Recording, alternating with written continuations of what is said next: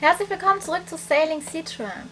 Ja, was machen wir heute? Unser Tag fängt heute an mit einem kleinen Schnorcheltrip zu den Riffhallen. Hoffentlich finden wir welche. Den Namen Luke habt ihr mittlerweile schon ein paar Mal gehört. Der war gerade hier mit seiner Crew, der Jenna, und haben mich gefragt, ob ich Bock hätte mitzukommen mit den beiden. Heute so einen kleinen Dingy-Trip zu machen, ein bisschen schnorcheln, ein paar andere Inseln erkunden. Der Mario muss ja nur das Wort Hi hören, dann ist er schon raus aus der Nummer. Also werde ich jetzt alleine mit den beiden mitfahren. Ja, und drückt mir die Daumen, dass ich tatsächlich heute mal wieder ein paar Haie sehe. Ich finde die ja echt faszinierend. Und klar, man hat Respekt vor denen und doch Angst ein bisschen. Aber im Grunde haben die, glaube ich, mehr Angst vor uns als wir vor denen. Also normalerweise, sobald die einen entdeckt haben, hauen die ab. Aber ich hoffe trotzdem heute einen für die Linse zu bekommen.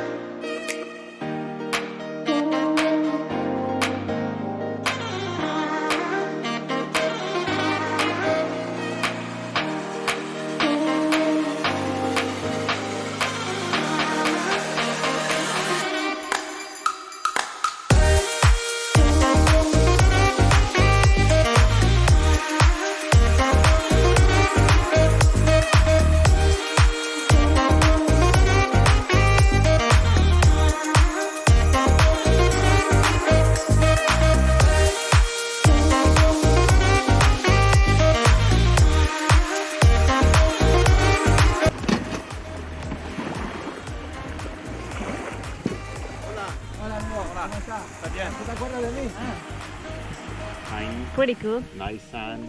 Really nice sand. Look at the rain over there. Yeah. Oh wow.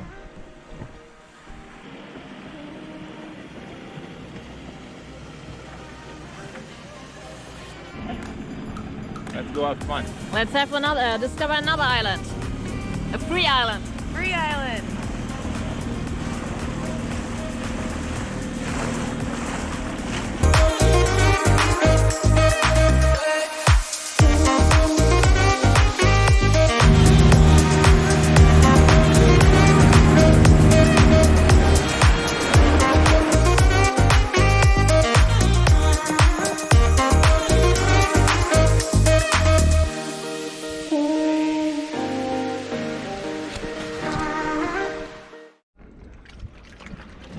Hast du uns Abendessen besorgt? Jo.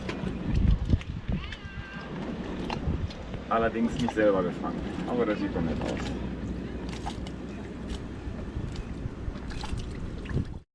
Wir wohnen ja seit über 2 Jahren auf dem Boot und davon jetzt seit fast einem Jahr hier in der Karibik. Mit anderen Worten, eigentlich sollte man ja langsam mal so ein bisschen Farbe kriegen und auch wissen, dass warm ist und dass die Sonne einen ein bisschen verbrät. Aber Nina meinte, heute wieder mal schnorcheln gehen zu müssen, was ja erstmal löblich ist. Gefangen hat sie leider nichts, aber ja, hat einen guten Sonnenbrand mitgebracht. Klar habe ich was mitgebracht. Also wenn das hier kein Lobster ist, dann weiß ich auch nicht. Ist schon fertig gekocht, so wie es aussieht. Kann echt nicht wahr sein. Ach man. Ja.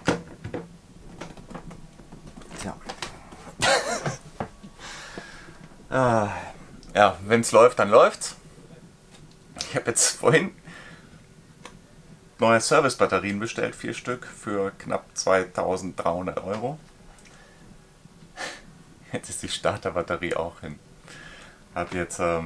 Gestern sind wir gemotort, den ganzen Tag geladen, habe die Batterie dann auch sofort abgeklemmt. Einfach um sicherzustellen, dass da jetzt nicht irgendwie ein Kriechstrom ist oder so, oder ein Verbraucher, oder dass irgendwas an dem Motorstartpanel noch für einen Kriechstrom sorgt, oder dass die weiterhin entladen wird. Das heißt, ich habe die Pole abgeklemmt. Und wie man unschwer erkennen kann,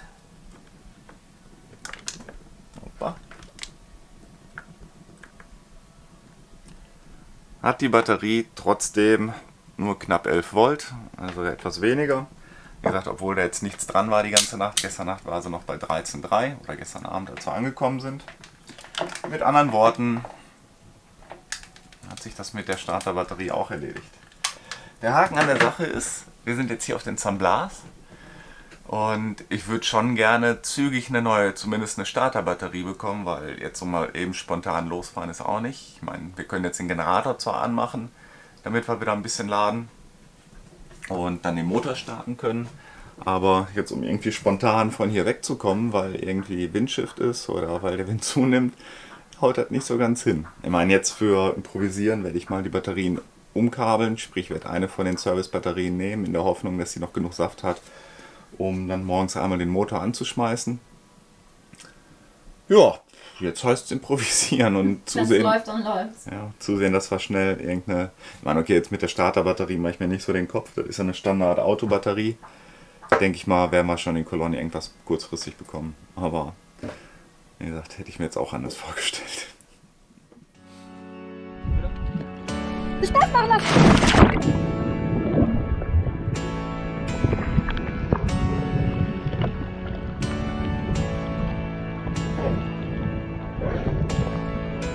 Unglaublich, der hat ganz gut das schon richtig. Der Typ, der das auch das unglaublich.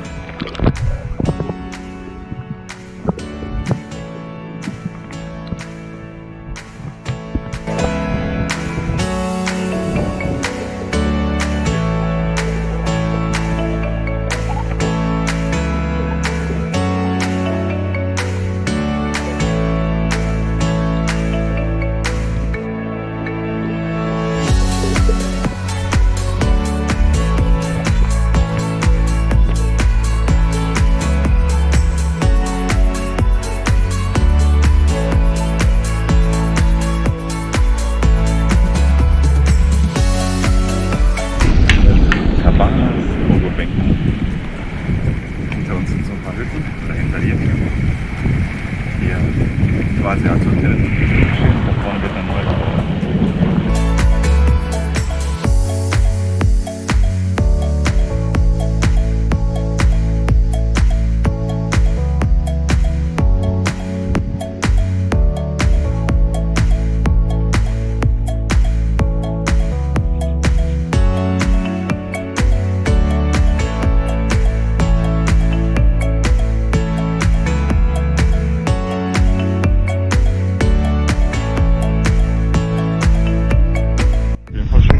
Alles.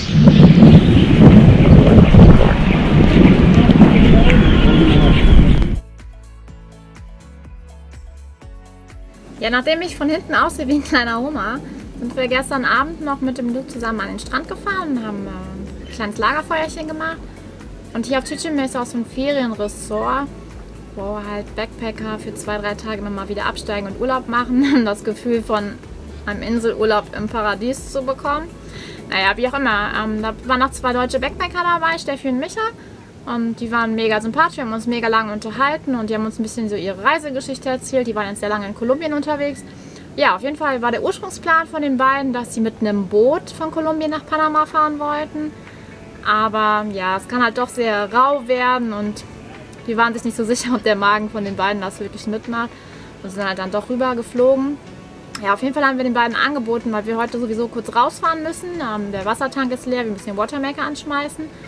Und ja, der Mario ist ein bisschen empfindlich, was so die Wasserqualität angeht. Also im Grunde fällt der Watermaker alles raus, aber wenn das Wasser irgendwie schon so trüb ist, dass man nicht richtig gut gucken kann beim Schnorcheln, dann fahren wir lieber ein bisschen raus, um draußen Wasser zu machen. Naja, auf jeden Fall haben wir den beiden angeboten, rüberzukommen, ein bisschen mitzufahren, dass sie dann in ihrem Urlaub doch noch auf der Bucketlist abhaken können, dass sie einmal gesegelt sind.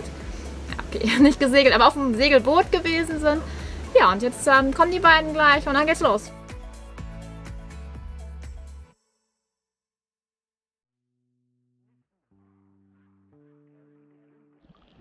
Erster Tagesaufgabe erledigt.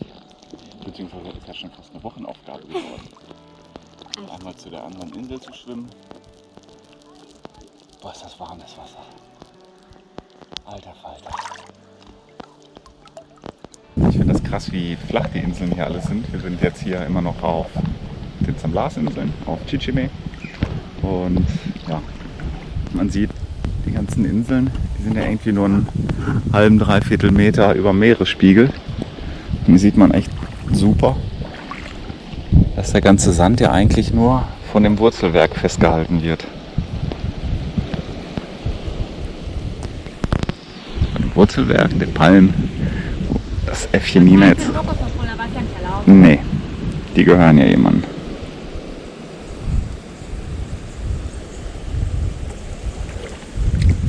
Ich habe hier gerade versucht, so ein bisschen Bildungstv zu betreiben und zu erklären hier mit den Wurzeln der Palmen und dann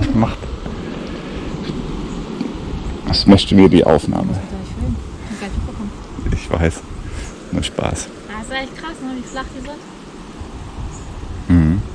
Er hat gerade gesagt, hier guck mal, kannst du richtig sehen, dass die Wurzeln im Grunde genommen die ganze Insel nur festhalten. Sobald die Palmen weg sind, sind auch die Inseln weg.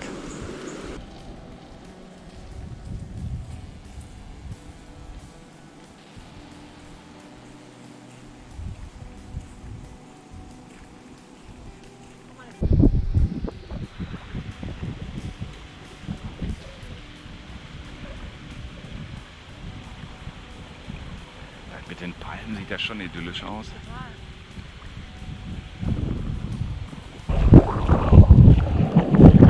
Was ich heftig finde, ist der Gedanke, dass in den nächsten 30 Jahren soll das hier alles überflutet werden. Ne? Irgendwo hatte ich mal gelesen, bis 2050 soll es San Blas nicht mehr geben.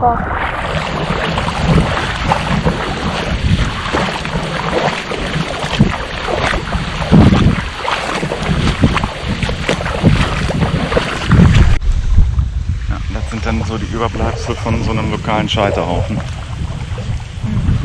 wenn der Müll verbrannt wird. Auch nicht schön. Weiß ich nicht. Mhm.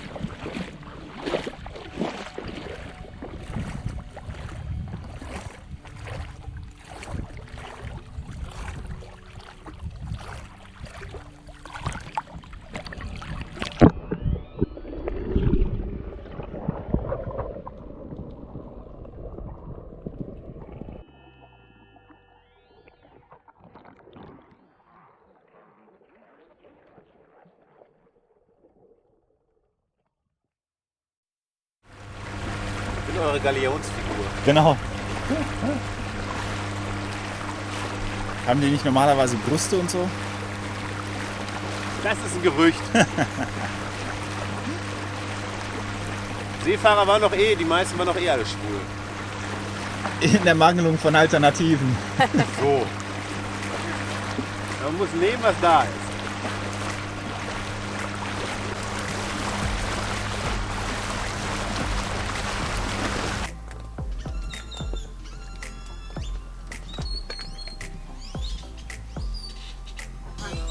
Zufrieden mit der Showanlage?